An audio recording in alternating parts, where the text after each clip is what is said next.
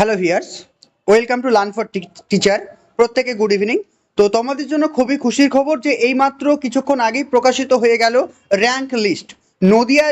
মালদা জেলার একদম official rank list কিন্তু কিছুক্ষণ আগেই কিন্তু প্রকাশিত হয়ে গেছে। তো আজকের এই র্যাঙ্ক লিস্টে কি কি আছে এবং তোমাদের যাদের নাম নেই তারা কি করবে এবং যাদের নাম রয়েছে তাদের কি কি করণীয় আমি আজকে এই ভিডিওর মাধ্যমে জানিয়ে দেব। এবং যে সমস্ত ডিস্ট্রিক্টের এখনো র্যাঙ্ক লিস্ট প্রকাশিত হয়নি তাদের জন্য কি কি করতে হবে আমিও কিন্তু এই ভিডিওর মাধ্যমে সব কিছু বলে দেব। তো তোমরা যারা আগামী দিনে প্রাইমারি টিচার হতে চলেছো অবশ্যই চ্যানেলটিকে সাবস্ক্রাইব করে রাখো, কারণ এই চ্যানেলের মাধ্যমে তোমাদেরকে সমস্ত আপডেট কিন্তু আমি দিতেই থাকবো। চলো তাহলে। তো বন্ধুরা দেখতে পাচ্ছ এটা হচ্ছে অফিসিয়াল নোটিফিকেশন, যেটা কিন্তু মালদা ডিস্ট্রিক্টের জন্য প্রকাশিত হয়েছে। আজকে এই নোটিফিকেশনটা প্রকাশিত হয়েছে 3/2/2024। এখানে সম্পূর্ণভাবে লেখা আছে, তোমরা দেখতে পাচ্ছ কাউন্সিলিংয়ের জন্যই কিন্তু এখানে বলা হয়েছে, তোমরা প্রত্যেকেই জানো। আর একটা জিনিস মনে রাখতে হবে, তোমাদের যে অ্যাপয়েন্টমেন্ট লেটারটা দেওয়া হবে সেখানে কিন্তু এটা কিন্তু লেখা আছে সুপ্রিম কোর্টের যে ভার্ডিক্ট সেটা কিন্তু লেখা আছে। সমস্ত রিক্রুটমেন্ট কিন্তু সুপ্রিম কোর্টের ফাইনাল, যদি কোনো রকম জাজমেন্টের পরিবর্তন হয় তাহলে তার উপরে কিন্তু নির্ভর করবে, এটা কিন্তু লেখা আছে।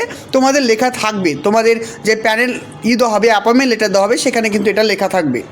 এবার তোমাদেরকে দেখে দিই, দেখতে পাচ্ছ এটা হচ্ছে তোমাদের মেরিট লিস্ট। ঠিক আছে, এটা হচ্ছে তোমাদের মেরিট লিস্ট। যাদের এখানে নাম রয়েছে তারা প্রত্যেকে তোমাদের ডিস্ট্রিক্টে জব পেয়ে গেছো। এখানে যাদের নাম রয়েছে প্রত্যেকে ডিস্ট্রিক্টে জব পেয়েছো। দেখতে পাচ্ছ জেনারেল ক্যাটাগরি টোটাল ভ্যাকান্সি রয়েছে 157টা। তোমরা এখানে যদি লাস্টে গিয়ে দেখো তাহলে এখানে দেখতে পাবে টোটাল 157 জনকেই কিন্তু ডেকেছে, অর্থাৎ কোনো রকম পোস্ট কিন্তু ভ্যাকেন্ট থাকবে না। প্রত্যেকে কিন্তু 157টাই কিন্তু পোস্ট এখানে ফিল আপ হয়ে যাচ্ছে। নেক্সট যদি চলে আসো, নিচের দিকে লেখা আছে কি দেখো, এসসি ক্যাটাগরি টোটাল ভ্যাকান্সি রয়েছে 63টা। যদি নিচের দিকে আমরা চলে আসি দেখতে পাবো এখানেও কিন্তু 63টা পুরো কিন্তু পূরণ হয়ে যাচ্ছে। আবার নিচের দিকে যদি আমরা চলে আসি দেখতে পাবো এসটিদের জন্য রয়েছে টোটাল 17টা। এখানে যদি দেখো নিচের দিকে যদি দেখি আমরা জাস্ট এখানে দেখতে পাচ্ছ 6টা, শুধুমাত্র 6টা ক্যান্ডিডেট রয়েছে কিন্তু টোটাল ভ্যাকান্সি রয়েছে 17টা। তাহলে বাকি পোস্ট যেগুলো থাকবে সেখানে কিন্তু অন্য ডিস্ট্রিক্টের ছেলে মেয়ে এসে পূরণ করবে। বোঝা গেল? অন্য ডিস্ট্রিক্টের যারা এসটি ক্যান্ডিডেট থাকবে তারা এসে কিন্তু পূরণ করবে, এটা কিন্তু মনে রাখবে। টোটাল 6টা কিন্তু এখানে ফিল আপ হয়েছে।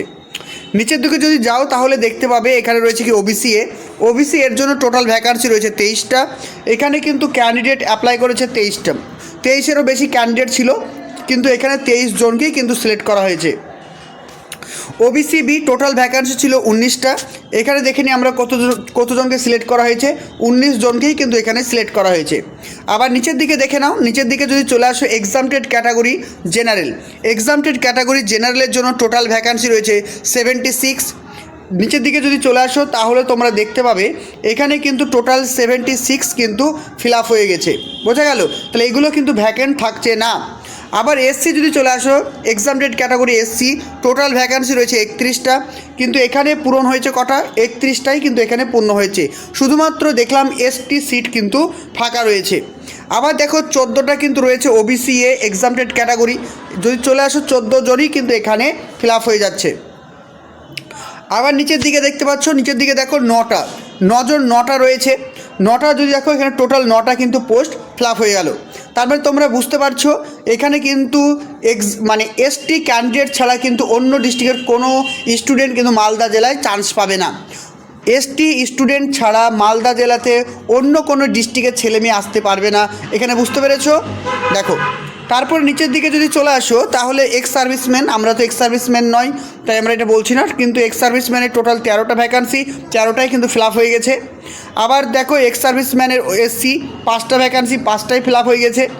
তোমরা দেখতে পাচ্ছ এইভাবে কিন্তু সমস্ত ভ্যাকান্টগুলো কিন্তু ফিল আপ হয়ে গেছে। কিন্তু নিচের দিকে যদি চলে আসো তোমরা এখানে নিচের দিকে দেখতে পাবে, জাস্ট একটু তোমরা ওয়েট করে দেখতে পাবে।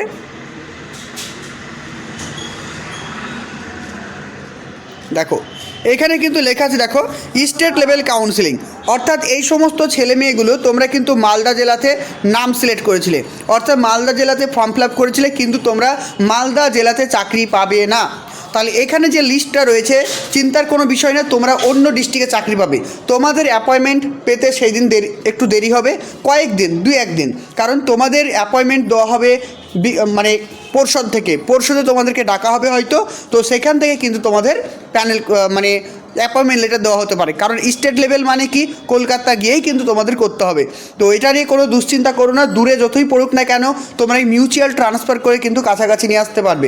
কিভাবে মিউচুয়াল ট্রান্সফার করতে পারবে, তার জন্য কী কী যোগ্যতা থাকা দরকার, সমস্ত কিন্তু আমি আপডেট দেবো এই চ্যানেলের মাধ্যমে।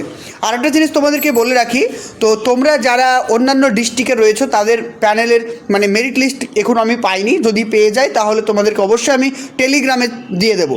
তোমরা টেলিগ্রাম ফলো করবে, ভিডিওর স্ক্রিনে দেখতে পাচ্ছ টেলিগ্রামের যে আমার আইডিটা রয়েছে, এই আইডিটা তোমরা গিয়ে সার্চ করো, তোমাদের টেলিগ্রামে জয়েন হয়ে যাও, সেখানে সমস্ত পিডিএফ আমি দিয়ে দেবো। আরেকটা কথা বলি, তোমরা কিন্তু প্রত্যেকে নিজের নিজের ডিস্ট্রিক্টে তোমরা ডিপিএসসি থেকে খোঁজ নাও যে তোমাদের মেরিট লিস্ট এসেছে কিনা, কারণ এগুলো ডিপিএসসিতে টাঙিয়ে দেয়। তোমরা কালকে অবশ্যই নিজের নিজের ডিপিএসসিতে গিয়ে খোঁজ নেবে। ওকে, তো এই ছিল আপডেট। নেক্সট আপডেট পেলে তোমাদেরকে সবার আগে জানিয়ে দেবো লার্ন ফর টিচারের মাধ্যমে। তো প্রত্যেকে শুভকামনা রইল, প্রত্যেকে চ্যানেলটিকে সাবস্ক্রাইব করে রাখো, আর অবশ্যই ভিডিওটা একটা লাইক করে দিয়ে যাও। Thank you.